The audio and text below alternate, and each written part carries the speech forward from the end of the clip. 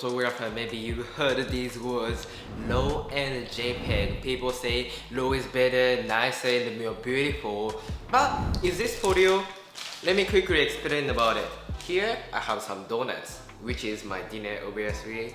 Let's say this donut is the JPEG file, which is already cooked, and you never make something with the donuts, isn't it?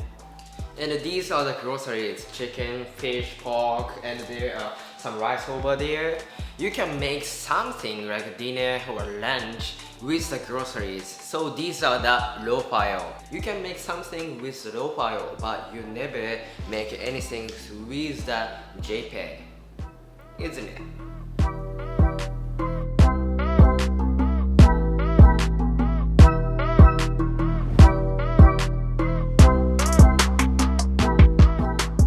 Hi everybody, I'm Charlotte. Today we're gonna talk about the JPEG and the RAW file, when to use it and how to use it, and more importantly, do you even need the RAW file? So okay, let me start talking with the RAW and how it made.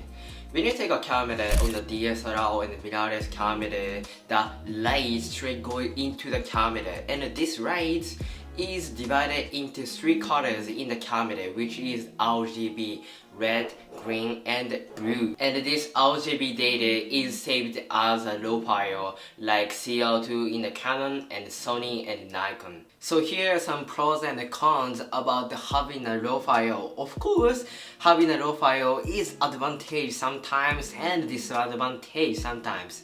This is one of the advantage for having a RAW file is you can edit your photo with a huge range. As a photographer, we usually or constantly make the mistakes when we take photos. You know, like I always say, because of that like shutter speed and setting I have, this one is too bright or dark, or you know, more especially like color of the sky blue or sunset orange, or color of the flower, insect, or skin tones. That is so different when I look at the screen, and I always complain about it. But you can fix it like color or some other things with the RAW file.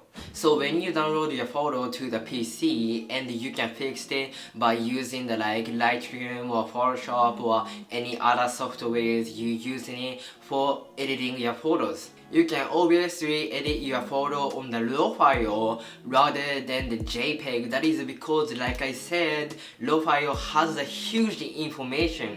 That is why I most of the time recommend to the like beginner photographer to take a photo with the RAW file, because you can notice your mistakes and you can fix your mistakes on the computer as a second time.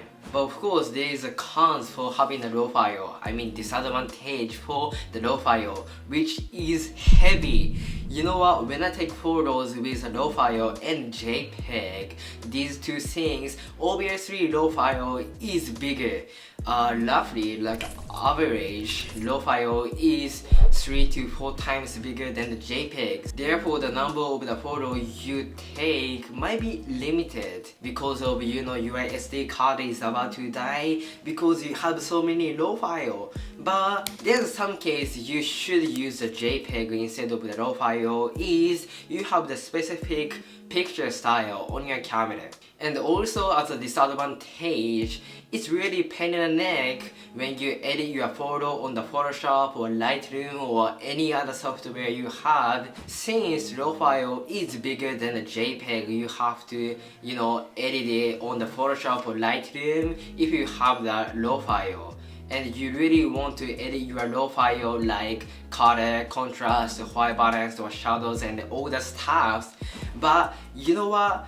You really do not want to edit your photo like every single time. So for example, you took a photo, like 100 photo, and do you really want to edit your photo 100 times?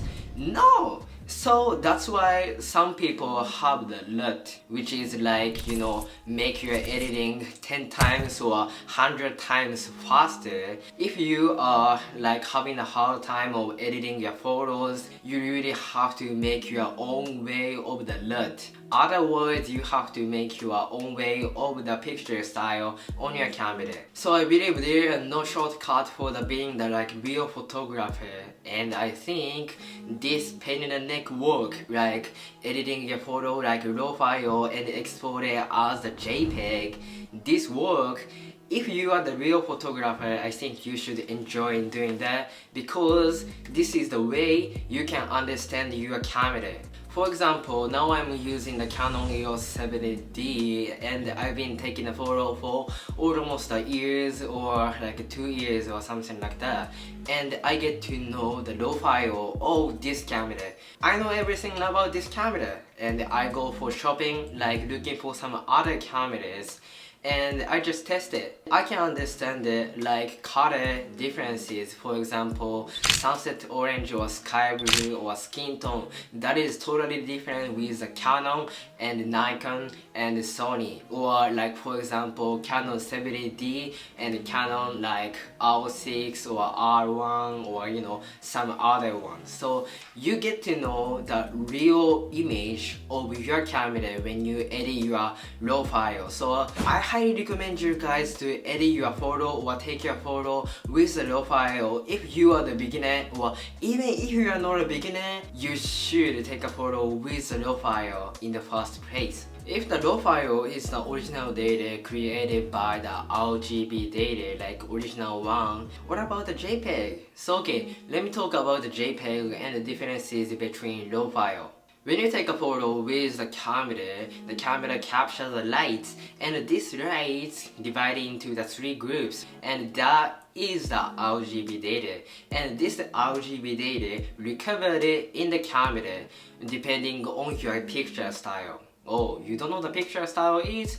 Picture style is on your camera depending on what you choose. So for example, auto, standard, portrait, landscapes, or even you can make your own way of your picture style. So think about the picture style as the editing a photo in the Photoshop or Lightroom, because it basically doing the same things, just because in the camera it has a little options. On the Photoshop, just you can do it like expanded things. It doesn't really matter which way you choose to like, Photoshop way or your picture style on your camera, but if you made your own picture style on the camera, it doesn't matter you take a photo with the JPEG or RAW file. If you are interested in having the picture style on the camera and make it so smooth, export it to the photo in the like second, maybe you should go get around the Nikon camera, because these days Nikon made such a brilliant picture style